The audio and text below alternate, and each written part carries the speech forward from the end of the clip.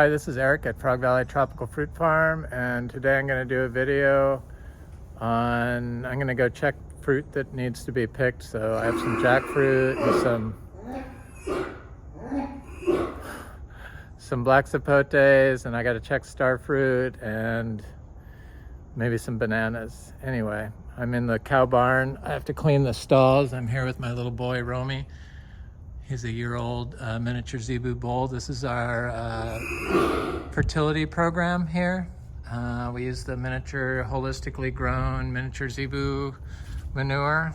So we rotationally graze the cows. We only feed them grass from the pasture. This is Romy's mother, Pepsi. Hi, honey.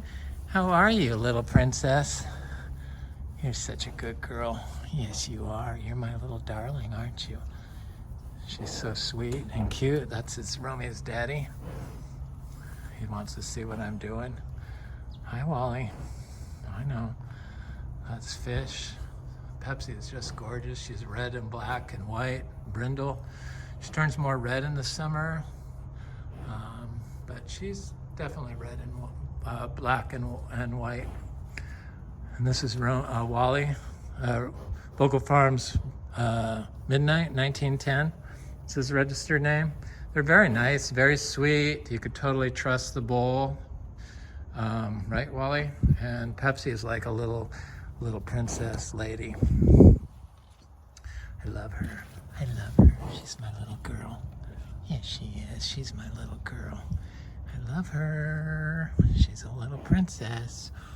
I'm gonna give you a kiss, princess. Yes, I am. I'm gonna give you a kiss. Oh. Hi, Fish. That's Carnation in the back. Anyway, it's very muddy. Hi, Romy. You guys need to go out and pasture. We do give them, I put, what is it, Coastal Bermuda hay in the barn at night. And if it's cloudy or it's raining, they don't like to go outside. They're very, if they think it's gonna rain, they'll stay in the barn.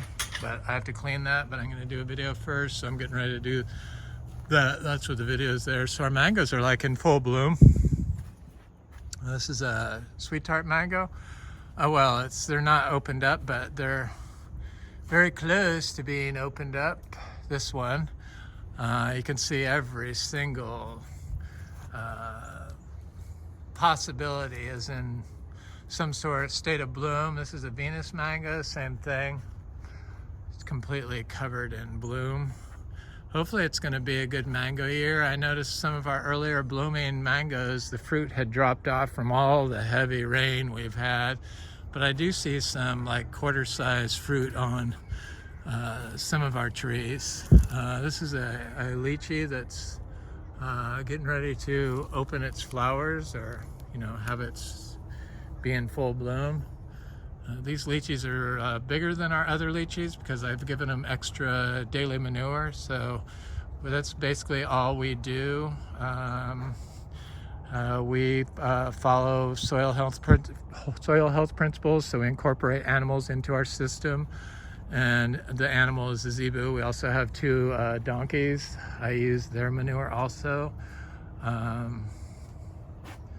But donkey manure's got very high mineral content. But they're out in pasture more. But I've noticed that the donkeys like to stay in the barn a lot now also for free hay. So this is a coconut cream mango that's it's doing a full bloom. Seems like all the mangoes are doing some sort of full bloom at some stage of full bloom. This is a buttercream mango that had blooms on it. Still has blooms on it. This is a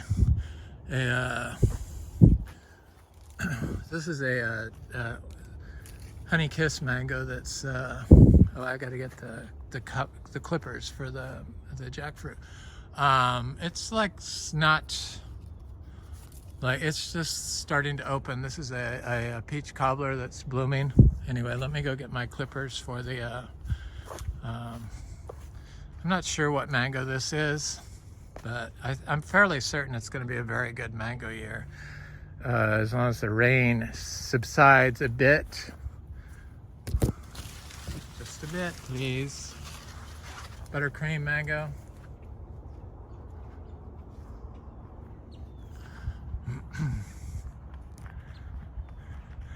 So I watch a lot of and read a lot of studies on human health, and I try to watch some, so we have bananas. I gave my friend Frank a bunch of bananas, but we seem to have bananas all the time now. That's like a half a rack left, and was my bananas. So we pretty much have bananas year round. So I watch a lot of studies or read a lot of studies, and watch a lot of, not a lot, but some quantum health clinicians like Sarah Pugh, the busy superhuman, and Jackfruit, who's kind of out there, and quantum biologist. This is a sugarloaf mango that did not set its first time, so it's trying to give me a second bloom here. And this is a Venus mango that has some fruit on it. And this is a sweet tart mango that's like covered in bloom. And then I try to watch, I've been watching again John Kemp, Advancing Eco Agriculture. I just feel like his stuff is too geared toward industrial farming, and they don't really totally grasp the concept of incorporating trees and perennials into these monocrop or these huge giant industrial agricultural systems. And then they had something on how to increase nutrients. It was like from 4 weeks ago, how to increase nutrients in plants.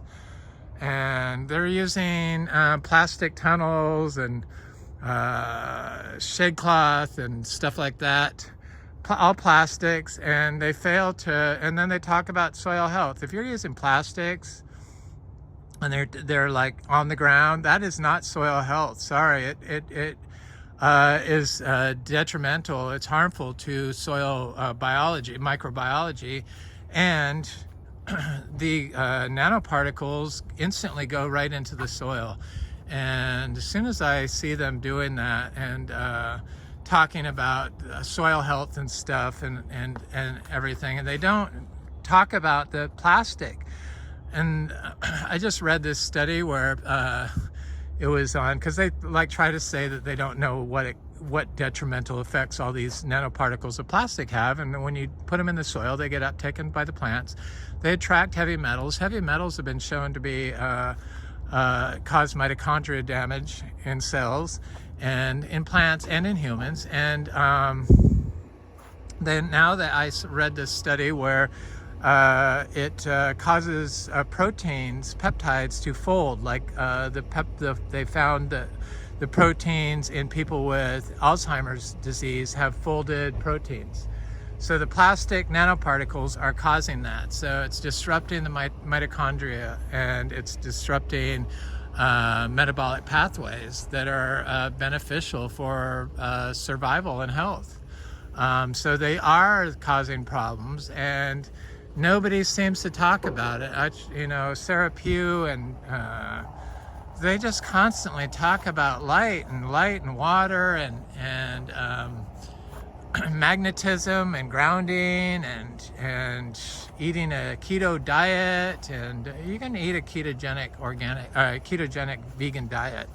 It's just too restrictive. I want to keep that in my toolbox in the future if I ever need to adjust my diet. But I've found that diet is everything, and even just drinking a cup of coffee from a non-organic coffee source can really disrupt my system. And it's because I just am so focused on keeping a clean diet and eliminating plastics. Plastics in agriculture needs to be talked about. It's a real problem. The only form of certified organic type produce that doesn't use plastics in agriculture production is biodynamic. So organic, all of it uses plastic shade cloth and or greenhouses. And if you're growing in a high tunnel, I'm not trying to pick on anybody. I'm just trying to make people aware of this. That's all. I understand we are using plastics. It's so hard to get away from them, but it's an urgent crisis that we need to address, and people need to start talking about it. And that's why I talk about it. So here's my jackfruit, and I've tapped on this big one, so I know it's like ready to be picked. And I'm gonna pick it. Here it is, January 19th, and I have jackfruit, and I am just blown away that we have a winter jackfruit. And this is a small yellow crunchy type, low latex, so you can't tell by the way that is spilling out of there, but I'm gonna throw this right there and come get it later so I can get this jackfruit. Probably could have stayed on there a little while, but there's so much fruit on this tree, I wanted to thin it out a little bit, and it still has more flowers going on. It's amazing.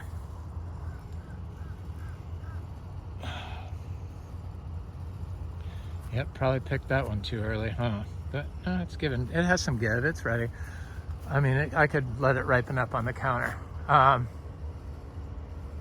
Here's that sweet tart mango. It looks good. My vegetable garden is looking quite lush. So we dry farm all our vegetables, even though this year we've gotten so much rain, and everything grew. But the people have been getting into my squash patch. They got this acorn squash there, but I have some other squashes over here I'm gonna go look at. And I got some other stuff I put in here, and then the armadillos went through here and wreaked havoc on it. Probably high tunnels would keep that out of here. So here's I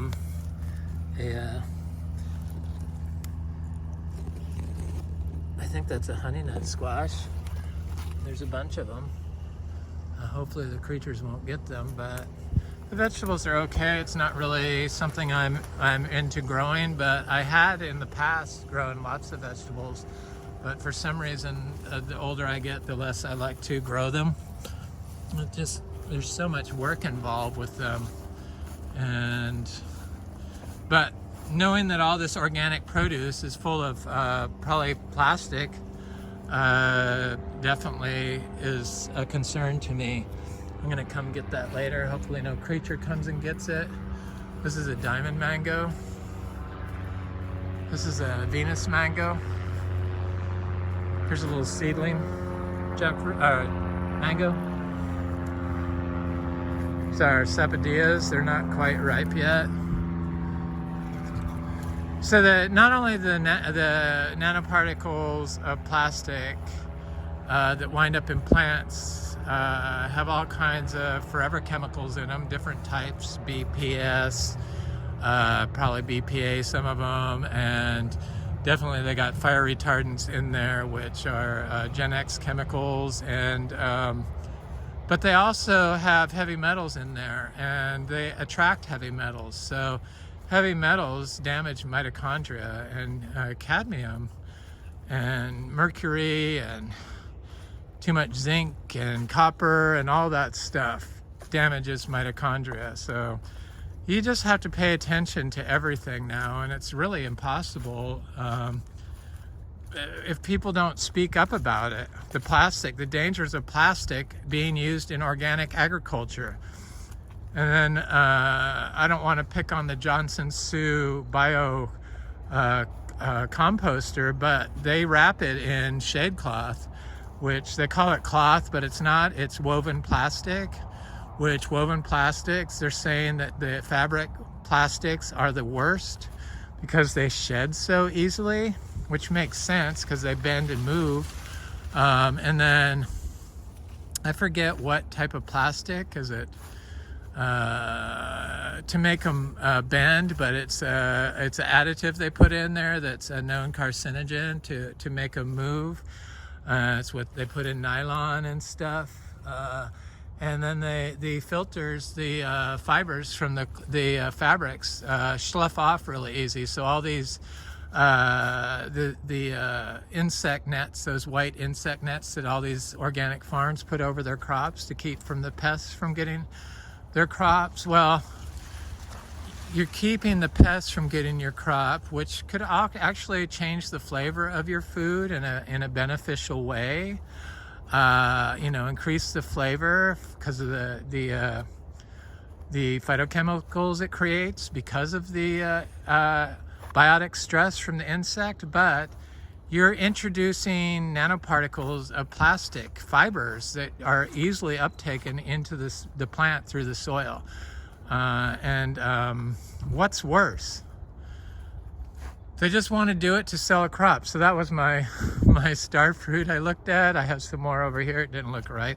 Somebody was just here and got a bunch of star fruit, so I don't have any star fruit. So it's just like, it's this horrible downward spiral of pollutants that we keep introducing to food, and we think that they're safe. And you know, tea bags, they say now, are like, I didn't realize so many of them were made from plastic, but you can like consume so many plastics from tea bags. And of course, when you heat plastic up, it releases forever chemicals. So here's a star fruit that's like, none of these are right, but I'm not a big star fruit fan. I used to like it, but last time I had it, it gave me highs, but that was after I came back from vacation and ate the American diet for a few days at restaurants.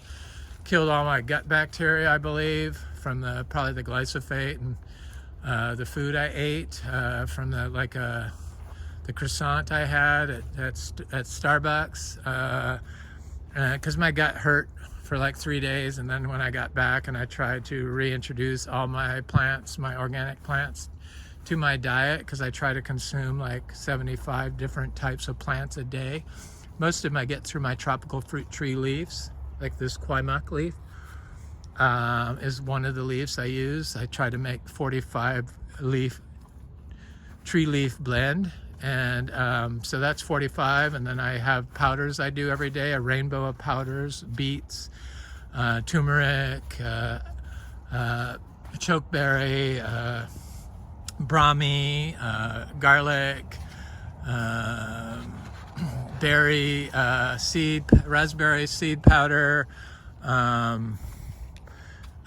number of different powders I consume, ashwagandha, different colors. So there's 13 there. So I do that. So that's 45 and 13, that's 58. So I'm able to add while I do this video, which is kind of amazing, because normally I've had troubles multitasking and doing math at the same time.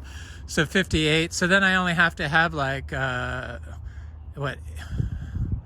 23 more to get up to my 75 goal.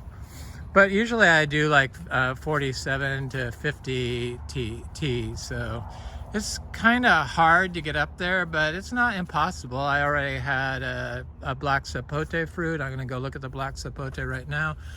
And it does help, and all those biodiversity that I feed my gut bacteria is just like the biodiversity that we need in our agricultural systems in order to build soil biology that is plant growth promoting and creates nutrients, because all these different microbes are connected, and then they wind up, their parts of them wind up inside of the tissue of the plant, through the roots, and then they go into the plant and they're in the leaves and everything else. And that's what contains the nutrients. So the nutrients is coming from the biology, not from the chemical you're putting in. The majority of the nutrients, the micronutrients, the phytochemicals and stuff, and vitamins, is coming from the enzymes produced by the microbiology from the endophytes. So that's a lemon drop mangosteen. Trees, the ultra tropicals are doing very good. It's like durian and pulisan and coffee and cacao are all no problem. We're gonna make it through this winter. There's a durian right there. It looks great. And then the cacao is finally getting of size. I imagine that big one at the bottom is going to start turning yellow probably within the next month, and then these others will follow. They're various size, but they're all getting big. They all seem to be doing just swell. And this little tree is a seed-grown tree. We dry farm everything. We just focus on the soil health, and we stay off the system, and we make sure and plant a biodiverse range of plants. And I've found that when you start adding a new tree, like a new species, to your system, it might struggle, but successive species after that seem to do better. So when I first started doing cacao, I planted, I think, 7 cacao of the same type in different areas throughout the yard. This is the only one that survived, dry farmed. It was a test to see what would happen. So this one survived.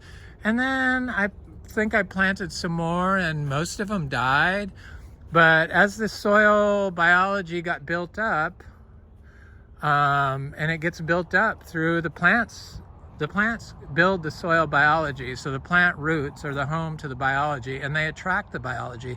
So that particular biology from the cacao is a certain biology that cacao likes. And so once the biology gets built up and you could feed it probiotics and prebiotics, just like our gut health, you feed probiotics and prebiotics. So you eat fiber and a fermented food. And that's the same theory with soil health. So you feed it, I feed it probiotics through manure, and the prebiotic is the hay. But I do it every day. And just like with us, we need to eat every day. You need to feed micro inputs to your system every day. It doesn't mean you have to do the whole system. Just do an area, a certain area. Like you have food scraps every day. We do manure every day. That's why it's like you have to. It's like it wants to. If you want to build it up, and not like totally like overdo it with nitrogen inputs. So a low nitrogen input from our cows, it's 5% total nitrogen in the manure. It's the same as compost, and it's not readily available for the plant to be uptaken. So the biology has to convert it to a plant available, a consumable nutrient. And that's where the biology comes in. Whereas industrial farms, they use the salt-based fertilizer that is the plant can uptake, and that fertilizer is high in heavy metals, and they've shown that the micronutrient fertilizer is especially high in heavy metals, and heavy metals damage mitochondria. So manures can contain heavy metals if they use copper for foot baths and for cows, and to keep from foot rot, and from mineral blocks is a source of heavy metal contamination in cow manure, and the grains you're feeding your cows can be a source of toxicants to your soil. And of course, it seems like all cow growers use Grazon to kill the weeds in their fields. That's a big no-no. You can't do that, and that's why people have trouble using cow manure. They think it's safe. Same thing with hay. They use the herbicides in the hay. The orchard, not the orchard, the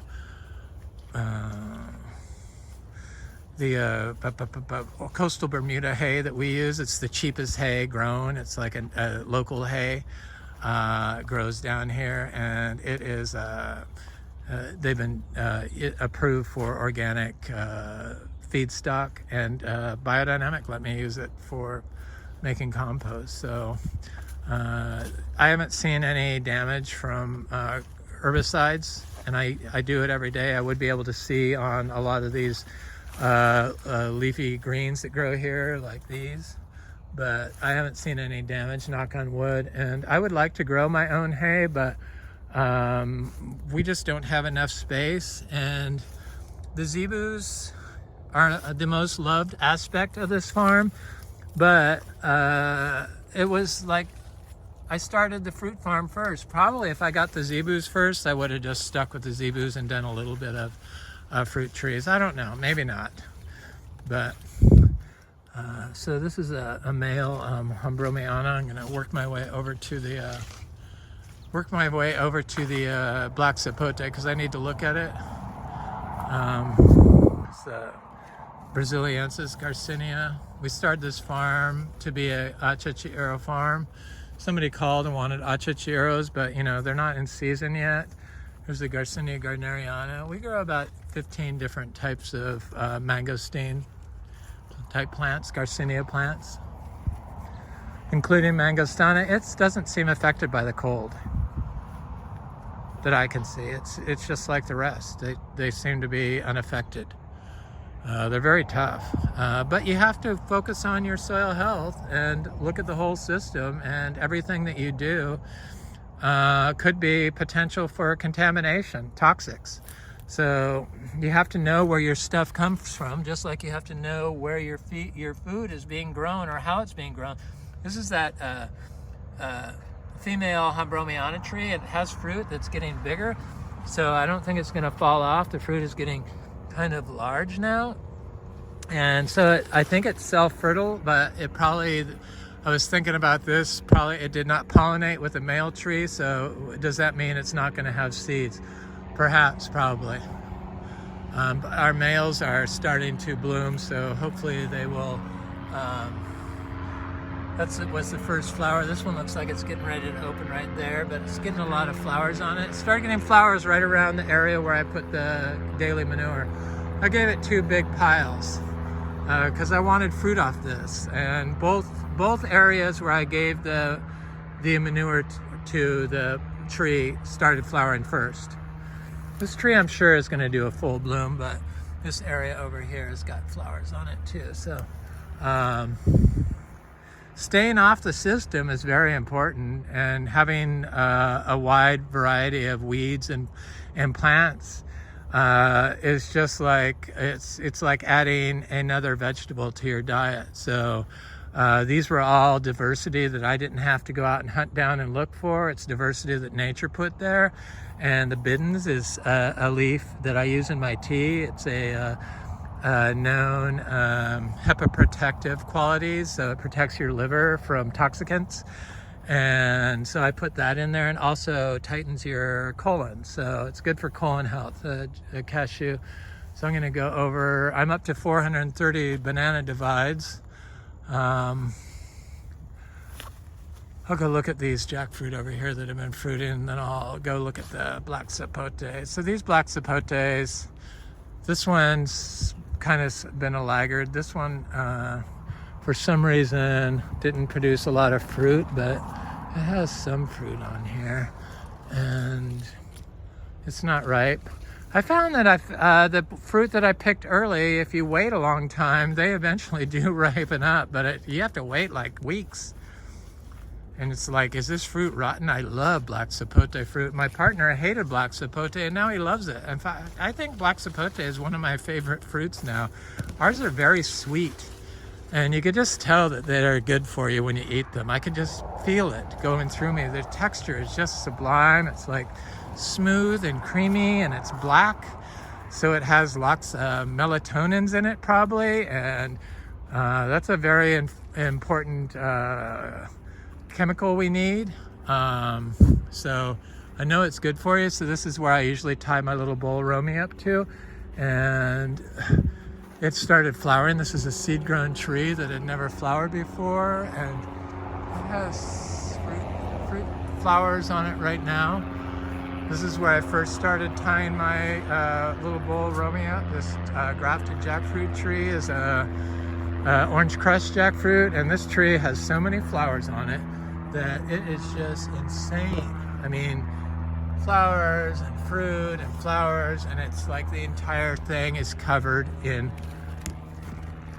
fruit or flowers everywhere, everywhere. It's just, I've never seen anything like it. Well, it's like that little one in the back, that little grafted tree that I got a fruit off. I mean, here's our Kizar mango that's in various stages of bloom, but it's giving a full bloom. And I saw that this Floragon mango is finally swelling, so it's doing a full bloom also. It's just all of them are going to do a full bloom, and I'm glad that they're kind of spread out in case, because some of them were so early and it got so cold, and then it rained so hard. This is a Gary mango and it's doing a full bloom. This is a dot mango and it's doing a full bloom. It's just starting. So, because we've been having mango blooms since early November.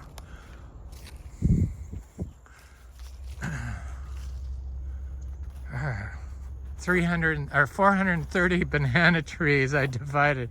I love it. I'm going to get up to 500 by February 20th next month. That's what I want to do. So I only have 7 more days of finding 70 bananas, which should be possible if I have 430. So this is orange sherbet, and it is just pushing. Orange sherbet is definitely my favorite dwarf type tree, and definitely in my top 10 mangoes. But definitely of all the dwarf trees. Though Honeykiss crossed with a coconut cream could give it a run for its money, because we had our Honeykiss, actually that was a Juliet tree. This is the orange sherbet, but it's just starting. It is pushing, but it's just starting, I see. Just starting. This is the orange sherbet. Yeah, the Honeykiss crossed with a coconut cream that was right next to it, and the fruit had a coconut cream, orange Honeykiss flavor to it. It was so incredible. It was a coconut honey cream, or it was a honey cream mango. That's what it is. I planted a seed right next to it of the fruit. I see this is a little pup I could get, and this is a pup I could get. So there are some. This is one I could get. There's one I could get. So I see 3 now. There's 4. They're here. I can get them. So I'll be up to, there's 5. I'll be up to 440 by my next video, I hope. I'm sure I will. This one I can't take off because this has a small rack on it. The racks get small when you divide pups off of them, but if you leave the ice cream bananas alone and you don't pull pups off of them, then the racks get quite large. So this is because, the small rack is because I kept pulling pups off this, because it's right in the path, which is never a good spot to grow a tree.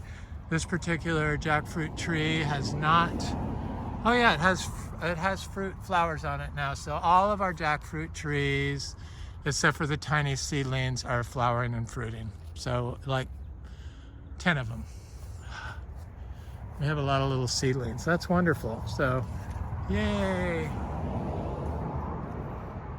That's an orange crush that got attacked by the freeze. That's why that branch died. It was a lot bigger, but the freeze 2 years ago really set it back. In fact, I thought I almost killed it because I put manure right on it, and I don't know why I did that. I never do, but I did give this daily manure. I gave all our jackfruits daily manure. The miniature Zebu manure does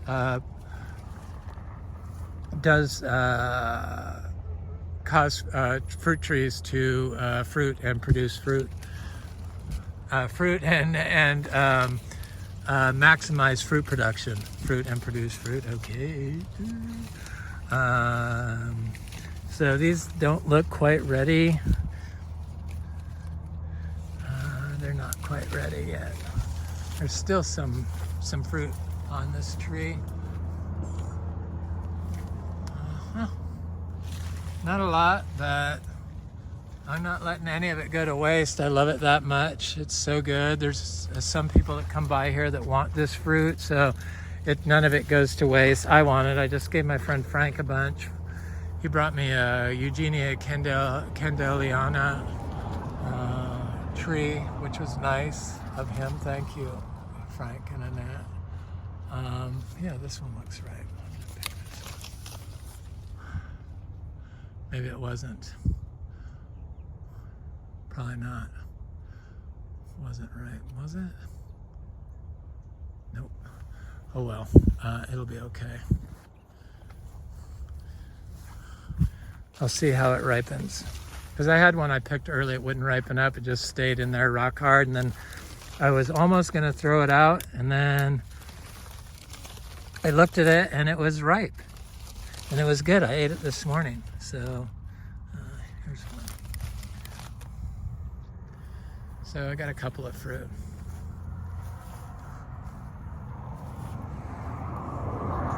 There's a bunch of fruit up there. These mangoes, this is Floregon. That's a big achachiro. I had somebody that wanted some cashew apples. I'm kind of surprised that that cashew fruit tree video was so unpopular. It's like such an amazing fruit. They have 4 times the vitamin C of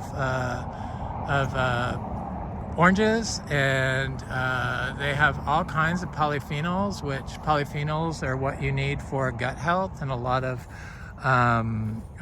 different reactions, cellular pathways to work correctly.